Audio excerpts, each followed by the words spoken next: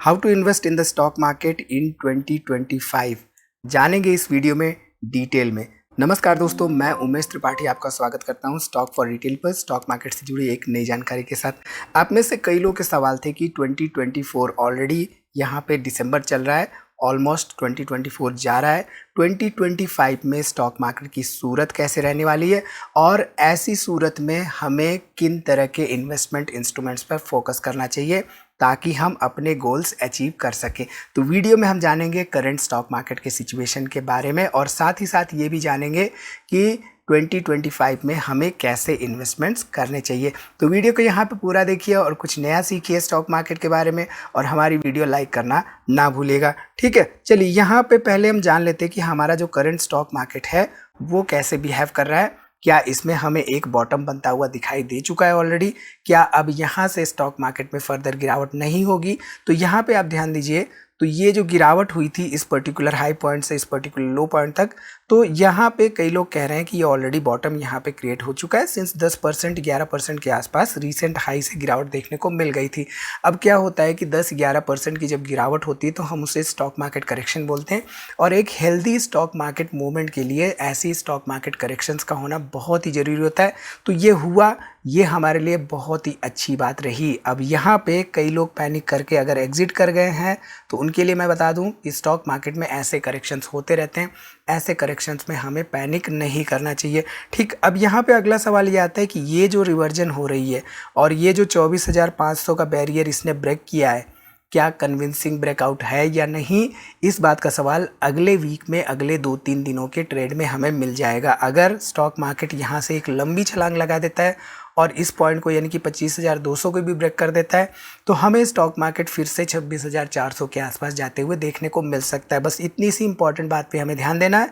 या अदर एक यहाँ पे पॉसिबिलिटी ये हो सकती है कि मार्केट थोड़ा सा ऊपर जाए, फिर से इस 24,500 को पॉइंट को टेस्ट करे और फिर से रिवर्ट कर जाए। ठीक, चलिए अब वापस आते हैं अपने उसी सवाल पर कि how to invest in 2025 in the Indian stock market. तो उसके लिए सबसे इंपॉर्टेंट बात, हमें एनएसई और बीएसई क्या है ये जानना बहुत इंपॉर्टेंट होता है। ये बहुत ही बेसिक इन्फॉर्मेशन है। आई थिंक ऑलमोस्ट आपको अब तक पता चल चुका होगा कि एनएसई एंड बीएसई यानी कि नेशनल स्टॉक एक्सचेंज और बॉम्बे स्टॉक एक्सचेंज क्या है। जस्ट फॉर इंफॉर्मेशन, अगर मान लीजिए कि आप में से बहुत सारे लोग ऐसे हैं जो कि पहली बार ऐसे stock market information related videos देख रहे हैं तो उनके लिए ये इन्फॉर्मेशन बहुत ज़्यादा मायने रखती है, इसलिए मैं यहाँ पे इसको दोहरा रहा हूँ। ठीक है, यहाँ पे मार्केट इंस्ट्रूमेंट्स क्या होते हैं इनके बारे में भी जानना हमारे लिए बहुत ही ज़रूरी होता है। हम में से 95% लोगों को केवल स्टॉक्स के बारे में पता रहता है, लेकिन स्टॉक्स के साथ ही साथ mutual funds, exchange traded funds, derivatives या फ्यूचर्स एंड ऑप्शंस और इवन बॉन्ड्स के हमारे पास ऑप्शंस होते हैं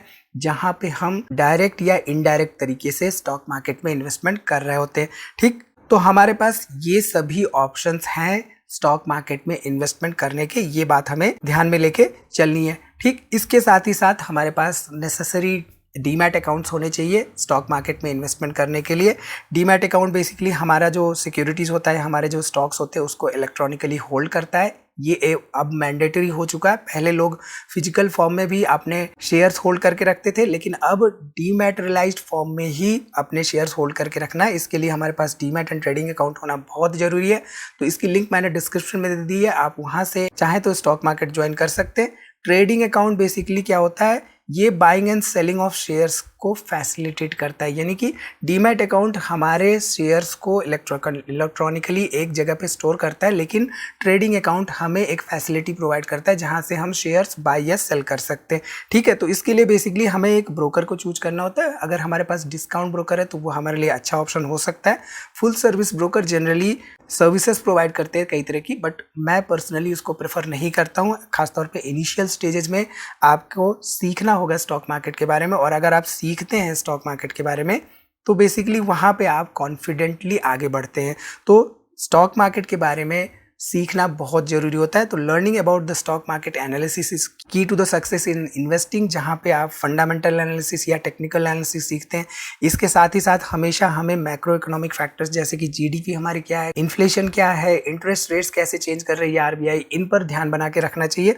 और साथ ही साथ सेक्टोरल रिलेटेड ट्रेंड्स पर भी हमें ध्यान दे के रखना चाहिए। मान लीजिए हमने एक ऑटो सेक्टर की कंपनी में इन्वेस्टमेंट किया है, तो ऑटो सेक्टर में ओवरऑल क्या चल रहा है, पिछले 6-7 महीने का ट्रैक रिकॉर्ड क्या रहा है, अगले 1 साल 1.5 साल का क्या स्कोप है ग्रोथ का, ये हमें ध्यान में लेके चलना चाहिए। ठीक है, तो यहाँ पे हमने एक नई सीरीज लॉन्च की है। उस नई सीरीज में हम स्टॉक मार्केट रिलेटेड चीज़ें आपको सिखा रहे हैं। आप चाहे तो वो ज्वाइन कर सकते हैं, मैं लिंक्स आपको डिस्क्रिप्शन में दे दूंगा। ठीक है, इसके साथ ही साथ हमें अपनी स्ट्रैटेजीज क्रिएट करनी चाहिए, खुद की स्ट्रैटेजीज। हमारी स्ट्रैटेजी आप देख सकते हैं, सीख सकते हैं कि हम कैसे इन्वेस्टमेंट करते हैं, लेकिन अगर आप उसको ट्वीक करते हुए अपनी खुद की स्ट्रैटेजी क्रिएट करते हैं तो वहाँ पे आपके सक्सेसफुल होने के चांसेस ज़्यादा रहते हैं। ठीक है, तो हमेशा हमारे पास एक स्ट्रैटेजी होनी चाहिए इन्वेस्टमेंट की, और हमें लॉन्ग टर्म इन्वेस्टिंग पे ही फोकस करना चाहिए। शॉर्ट टर्म अगर हमें ट्रेडिंग करनी है या टेक्निकल एनालिसिस हमें वहाँ पे सीखना है तो हमें बेसिकली वहाँ पे स्विंग ट्रेड पे फोकस करना होगा। शॉर्ट टर्म ट्रेडिंग रिस्की होता है, ये बात हमें ध्यान देके चलना चाहिए। ठीक है, इसके साथ ही हमारे पास सिस्टमैटिक इन्वेस्टमेंट प्लान की भी ऑप्शंस रहते हैं। हम बेसिकली ETFs पे फोकस करके चल सकते हैं। अगर हमें स्टॉक मार्केट इन्वेस्टिंग में एनालिसिस करना नहीं आता है या हम सीख रहे हैं तो ऐसे स्टेजेस में हम ETFs पे भी बिगिन कर सकते हैं। जनरली मोस्टली लोग इन्वेस्टिंग जो है म्यूचुअल फंड से बिगिन करते हैं, लेकिन अगर हमारे पास डीमैट अकाउंट है तो ऐसे में हम ETFs के साथ इन्वेस्टमेंट की बिगिनिंग कर सकते हैं, क्योंकि ETFs बेसिकली होते तो एक्सचेंज ट्रेडेड फंड्स हैं लेकिन काम करते हैं बिल्कुल म्यूचुअल फंड की तरह। ठीक है, चलिए इसके साथ ही साथ डाइवर्सिफिकेशन बहुत इंपॉर्टेंट है जब भी हम इन्वेस्टमेंट करने जा रहे हैं स्टॉक मार्केट में। तो अगर हमने ऑटो स्टॉक इन्वेस्टमेंट किया है ऑटो स्टॉक में, तो हमारे पास ऐसे भी इंडस्ट्रीज होनी चाहिए जो कि ग्रोइंग इंडस्ट्रीज है, जैसे कि आर्टिफिशियल इंटेलिजेंस है या सोलर इंडस्ट्री है या रेलवे सेक्टर है।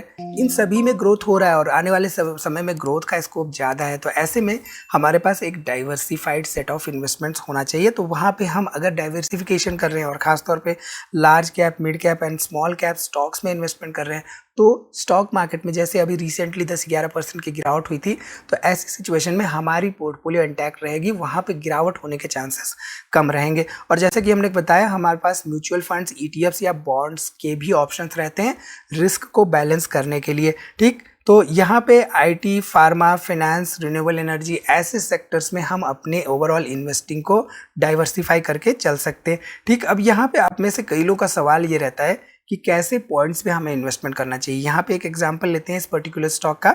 अब ध्यान दीजिए, तो ये स्टॉक अपने ऑल टाइम हाई के आसपास चल रहा है। हालांकि यहाँ पे आपको एक रेंज बाउंड ट्रेड करता हुआ दिखाई दे रहा है पिछले कई हफ्तों से, लेकिन फिर भी अपने ऑल टाइम हाई के आसपास है। ऐसे में यहाँ पे इन्वेस्टमेंट करना रिस्की होगा। अब ऐसे में अगर हमें इन्वेस्टमेंट करना ही है इस पर्टिकुलर स्टॉक में, तो हमारी स्ट्रेटेजी यहाँ पे सिस्टमैटिक इन्वेस्टमेंट की होनी चाहिए, क्योंकि अगर हमें पता है कि ये कंपनी कंसिस्टेंटली यहाँ पे स्टॉक स्प्लिट करती है और बोनस शेयर भी देती रहती है और डिविडेंड भी कंसिस्टेंटली देती रहती है, तो ऐसे में हमें पता है कि ये कंपनी फंडामेंटली सॉलिड है और ऐसी कंपनियाँ हमारे लिए फ्रूटफुल साबित हो सकती है। तो ऐसे में हमारे पास ऑप्शन हो सकता है हर महीने सिस्टमैटिक इन्वेस्टमेंट प्लान के जरिए इन्वेस्टमेंट करने का ऐसे स्टॉक्स में। अब यहाँ पे क्लियरली देखिए, आपको इस कंपनी ने एक अच्छा खासा चार्ट पैटर्न बना के दिया है। ठीक, इसी के साथ ही साथ यहाँ पे ये पर्टिकुलर कंपनी देखिए, पिछले कुछ सालों में एक बार यहाँ पे बोनस दिया था, एक बार यहाँ पे 2019 में बोनस दिया था, 2025 में बोनस दिया, कंसिस्टेंटली डिविडेंड देती रही है। तो ऐसी कंपनियों में ये जो गिरावट है या आगे चल के यहाँ से कहीं गिरावट होगी, यहाँ तक आएगा 350 तक, तो ये गिरावटें हमारे लिए इन्वेस्टमेंट अपॉर्चुनिटी होती हैं। तो इन बातों पे हमें ध्यान देके चलना चाहिए जब भी हम इन्वेस्टमेंट डिसीजन मेकिंग कर रहे हों। ठीक है, इसके साथ ही साथ हमें हमेशा न्यूज़ पर फोकस रहना चाहिए। न्यूज़ पर फोकस रहते हुए अलर्ट मोड में रहना चाहिए। न्यूज़ पर फोकस रहते हुए उस पर ट्रेड नहीं लेने चाहिए। न्यूज़, नॉइज और इमोशन को हमेशा साइड में रखना चाहिए। बट जो हमारे पास न्यूज़ होती है, जैसे कि मार्केट में कोई र्यूमर आ गया, तो उन र्यूमर्स पे हमें डिसीजंस नहीं लेने चाहिए। और साथ ही साथ मान लीजिए कि कोई ऐसी फॉल्स न्यूज़ आ गई, जैसे कि रिसेंटली अदानी के बारे में कुछ न्यूज़ चल रही थी, तो ऐसी न्यूज़ के बेसिस पे हमें इमोशन में बहते हुए इन्वेस्टमेंट डिसीजन मेकिंग नहीं करनी चाहिए। इसके लिए हमारे पास न्यूज़ हमेशा अप टू डेट रहनी चाहिए। ठीक है, चलिए इसके साथ ही साथ लेवरेजिंग, हमेशा ओवर लेवरेजिंग तो अच्छी बात है, बट ओवर लेवरेजिंग हमेशा हमें अवॉइड करनी चाहिए। अब होता क्या है कि हम जब फंड्स बोरो करते हैं या अपने एग्जिस्टिंग एंटिटीज़ के अगेंस्ट फंड्स लेवरेज करते हैं, तो ऐसे में हमारे पास रिस्क बहुत ज़्यादा हो जाता है उन फंड्स के भी लॉसेस होने का। ठीक है, इसके साथ ही साथ हमेशा लॉन्ग टर्म इन्वेस्टर, सिंस हमें कंपाउंडिंग के लिए हमें लंबे समय के लिए वेट करना होगा, ये बात हमेशा हमें ध्यान में देके चलनी है। फॉर एग्जांपल, 1 रुपये अगर आपके पास है आज और हर साल उसको डबल होना है, तो उसको भी लाखों रुपए कन्वर्ट होने में कुछ साल लग जाएंगे। ये आप कैलकुलेट करके देखिए, बहुत ही बेहतरीन एग्जाम्पल है। एग्जाम्पल पहले भी हमने डिस्कस किया हुआ है। तो इससे बेसिकली आपको लॉन्ग टर्म में कंपाउंडिंग कैसे इफेक्ट काम करता है ये समझ में आएगा क्लियरली। तो आई थिंक यहाँ पे क्लियरली आपको समझ में आ गया होगा कि 2025 में हमें किन बातों का ध्यान रखते हुए स्टॉक मार्केट में इन्वेस्टमेंट करना है और कैसे अपनी पोर्टफोलियो को डाइवर्सिफाइड रखते हुए फंडामेंटली स्ट्रॉन्ग स्टॉक्स पे भी फोकस करना है। तो इस वीडियो में इतना ही दोस्तों। उम्मीद है वीडियो आपको पसंद आई होगी, इसमें दी गई जानकारी आपके काम की होगी। वीडियो को लाइक करिए, कोई भी सवाल हो तो कमेंट जरूर करिए और वीडियो को अपने दोस्तों में शेयर करना ना भूलिए। तो मिलते हैं अगली वीडियो में किसी नई जानकारी के साथ। तब तक आप अपना बहुत ख्याल रखिए।